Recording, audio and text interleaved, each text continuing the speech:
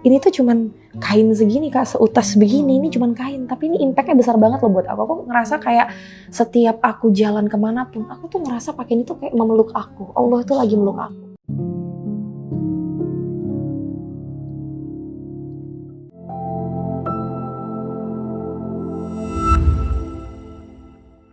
Itu ketika kamu udah convert, apakah kamu rasa bahwa aduh berat banget sih jadi Islam atau apa atau gimana?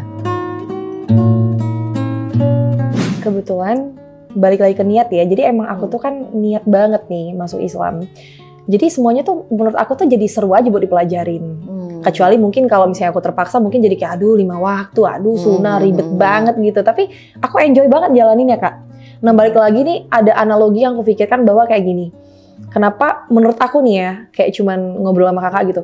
Kenapa yang udah dari dulu lahirnya Muslim sama yang mualaf tuh kebanyakan yang kita lihat-lihat gitu kayak Ustadz Felix atau siapa itu kayaknya lebih tekun gitu karena mungkin sama kayak misalnya dapat uang harta warisan dari orang tua sama kita cari sendiri jadi kayak lebih dijaga lebih disayang karena gue nggak gampang milih ini gitu nggak gampang gitu nggak sesuatu yang diwariskan jadi butuh perjuangan buat mempelajari dan sayang kalau nggak dilakuin gitu kayak udah belajar 5 waktu kan sayang kalau nggak dilakuin gitu kayak gitu.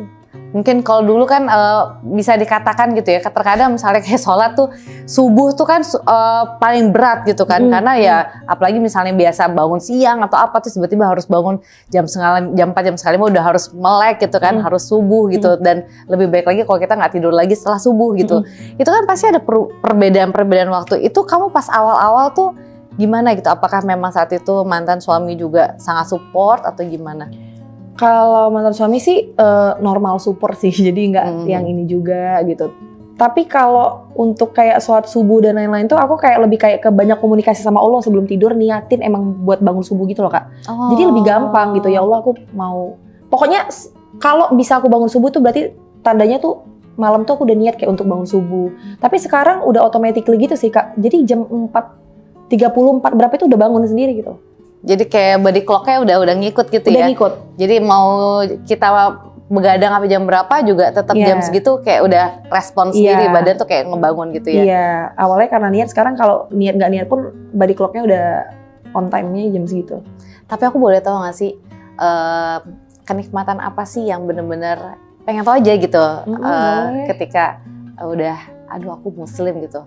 Apa saat ketika kamu sholat atau apapun itu mungkin ada kadang kan kita ngerasa bahwa ya Allah ini nikmat banget gitu yang nggak bisa gimana nikmatnya gimana ya saking nikmatnya itu kayak nggak bisa diinin loh Kak nggak bisa pokoknya nikmat dan yang aku merasa nikmat itu sempurna ketika ya ini pakai hijab ini gitu sebelum pakai hijab kan aku juga merasa aku dekat sama Allah deket ngomong gini, misalnya ada Allah gitu ya Allah gini Allah selalu kabulin doa. Tapi setelah pakai hijab ini itu yang aku bilang kayak ini tuh cuman kain segini Kak, seutas begini, ini cuman kain. Tapi ini impactnya besar banget loh buat aku. Aku ngerasa kayak setiap aku jalan kemanapun, aku tuh ngerasa pakai ini tuh kayak memeluk aku. Allah tuh lagi meluk aku. Nikmatnya tuh luar biasa, hati tenang, sangat.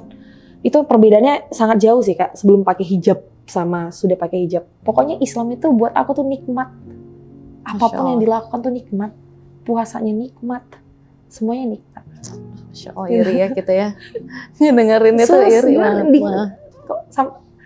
Mungkin nih kalau penonton tuh bisa nggambarin kalau udah sampai aku udah bilang nikmat itu dalam banget gitu susah buat dijelaskan. Islam is wonderful lah pokoknya. Masya Allah ya. Seneng aku sampai jujur Kak.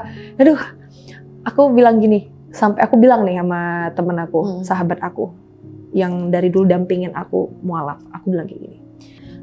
Pokoknya nanti kalau udah setelah ngucapin innalillahi, tolong ucapin alhamdulillah. Alhamdulillah Clara meninggal dalam keadaan muslim. Seneng banget lah.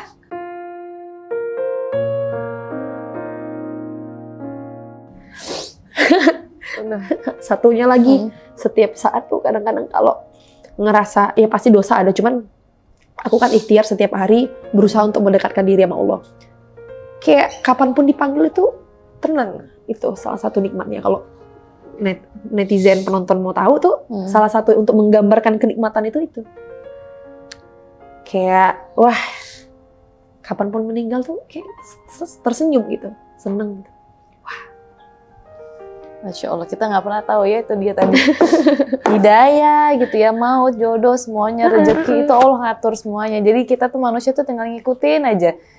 Dan apa yang aku salut juga kan tadi dibilangin bahwa ketika ngingetin gitu kepada teman-temannya gitu, kalau misalnya aku meninggal nanti bukan cuma sekedar innalillahi wa inna ilaihi raji'un, tapi alhamdulillah karena Clara tuh meninggal dalam keadaan muslim. Terus akhirnya tuh kan berarti perjalanan kamu menjalani Islam gitu ya, kurang lebih berarti 6 tahun juga dong. Karena kan aku dengar orang tua tuh tahu bahwa anaknya udah convert itu ketika kamu berapa menit atau berapa jam kamu mau umroh. Iya, 1 menit sebelum umroh mamaku kecewa sama aku. Kayak, oh gitu ya, udah nggak peduli lagi ya, bla bla bla, dengan kata-katanya yang nggak kasar sih, biasa aja. Cuman kayak lebih menekankan bahwa kamu ini kok kayak gini gitu loh ya. Aku bilang, kebetulan kan wifi pesawat masih bisa nyala tuh. Jadi ya aku jelaskan sama mama, bla bla bla bla bla gitu. Ya mama sedih, nangis gitu. Tapi itu sebelumnya emang maksudnya kan 6 tahun nih, pasti ada dong curiga, namanya orang tua ya. Pasti ada feeling, aduh anak aku kayaknya ada sesuatu nih atau apa, atau gimana gitu kamu akhirnya cerita sama orang tua. Iya, sebenarnya mamaku ini antara shock dan memang udah feeling Kak gitu. Jadi kayak namanya juga aku kan sebelumnya non muslim. Contoh nih, aku lagi makan makanan yang non halal gitu. Nah, itu kan biasanya kan aku makan kalau dulu paling banyak Kak, itu menu kesukaan aku. Setiap aku datang tuh mama aku ngasih aku banyak. Sekarang jadi kayak ya udah aku minta maaf ke Allah, ya Allah, aku ambil tuh daging. Ini ada ini nih, per piring, ada ikan, sengaja aku ambil ikan gede, aku ambil dagingnya, aku selipin di bawah tuh daging, kelihatannya udah dimakan habis, diselipin di daging, diselipin di bawah ikan. Atau kadang-kadang kalau misalnya pagi-pagi nih, sebenarnya masih sampai tahun ini kalau misalnya ke rumah gitu, pokoknya sebelum titik balik aku tuh sebelum Mei aja, kalau misalnya aku main tuh masih dikasih yang makanan non halal, aku bawa ke kamar, aku maaf, aku ini nggak makan gitu. Oh iya, gitu. Akhirnya nggak makan. Sebegitu kamu juga ngejagain perasaan mereka, sebegitu juga aku ngejaga Allah. Syariat kamu gitu, maksudnya karena kamu tahu bahwa aku udah nggak bisa lagi makan ini gitu. Iya karena aku sayang banget lah sama orang tua. Balik lagi ke prinsip dasar aku sayang banget sama agamaku, tapi aku juga sayang banget sama orang tua aku. Ya kita juga harus berwalidain kan, kita harus tetap menghormati orang tua kita. Benar. Jadi kan kalau dikasih misalnya kan itu mie gitu kan, kalau di Medan tuh kan mie gitu pangsit. Gitu, aku beli sendiri dulu, aku kerja sama nih sama ART aku beli, diambilin tuh mie-nya tuh, kalau aku tuh mie ayam, aku ini bungkusnya aku samain, miripin aku makan gitu, masih satu meja aku makan. Ya Allah, maksudnya sebenar-benar niat itu kamu untuk ngejaga perasaan mereka dan nutupin bahwa kamu itu sebenarnya udah convert gitu. Sampai akhirnya benar-benar kamu bilang bahwa dan kamu juga siap untuk ngasih tahu ke mereka tuh momen. Gak ada ngasih tahu, mamaku tahu sendiri aja. Karena kan aku update waktu mau pergi umroh. Oh gitu, jadi mau nggak mau Kak. Jadi mama tuh tahu dari sosmed? Iya, nggak berani aku ngomong Kak. Tahu dari sosmed disampaikan sama orang lain. Nggak, tapi aku juga penasaran. Ketika kamu di sosmed itu, kamu share juga nggak sih? Maksudnya kayak kadang kan namanya kita lagi puasa, buka puasa dulu guys, atau apa? Share, tapi aku bilang, mah demi viewers nih mah, biar viewersku banyak, aku bilang gitu. Kan mayoritas kita kan di Indonesia muslim, aku bilang aja demi viewers biar jualanku laku. Serius? Ya iya, aku bilang mama. Jadi kayak, mah aku pakai jilbab nih gitu. Biar gitu? Viewersku banyak kayak, iya. Oh sampai akhirnya ini udah nggak bisa trik marketing nih.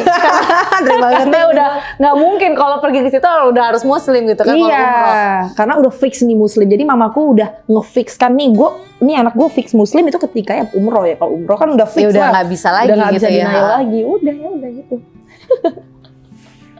Nah, terus berarti saat itu kamu bilang kan 1 menit nih ya. Itu berarti saat kamu udah di dalam pesawat ya, udah boarding kan jatuhnya ya. Udah tinggal ini prepare boarding doang. Berarti kamu ninggalin kabar terakhir itu kan pasti udah harus dimatiin kan? Ya gantung mah, nanti aja aku jelasin ya mah, itu tak seperti yang mama pikirkan kok. Tak seperti mama pikir. Masih denial lagi aku. Aku bilang aku ke Dubai Kak. Maksudnya pengen ku bilang, maksudnya maaf nih ma, bohong gitu. Misalnya aku pengen bilang, ma enggak kok, ma tuh pengen ke Dubai. Udahlah Kak, udah nggak bisa denial lagi, udah di depan Ka'bah aku udah nggak bisa lagi denial udah. Oh akhirnya. Ada foto lagi depan Ka'bah aku udah nggak bisa denial lagi. Mama aku lagi nangis gitu. Berarti kan kalau bisa dibayangkan gitu ya, keadaan saat itu berarti kan kamu penuh dilematik banget dong. Satu sisi ya Allah, orang muslim aja maksudnya yang dari dulu tuh pengen banget umroh kan. Ketika ngeliat Ka'bah, kita aja yang udah berkali-kali umroh aja, kalau ngeliat Ka'bah tuh kan aduh Masya Allah banget gitu ya. Selama ini kita ngeliatnya cuma di sejarah doang gitu kan, terus tiba-tiba ngeliat dia depan mata kepala kita sendiri tuh kan kayak nggak tahu kenapa ya, kayak ada magic apa gitu ya nggak sih? Merinding. Ketika masuk ke haram aja tuh kan ketutupan pilar-pilar itu, tapi kan tetap kayak ya Allah Ka'bah gitu kan, pasti kayak gitu.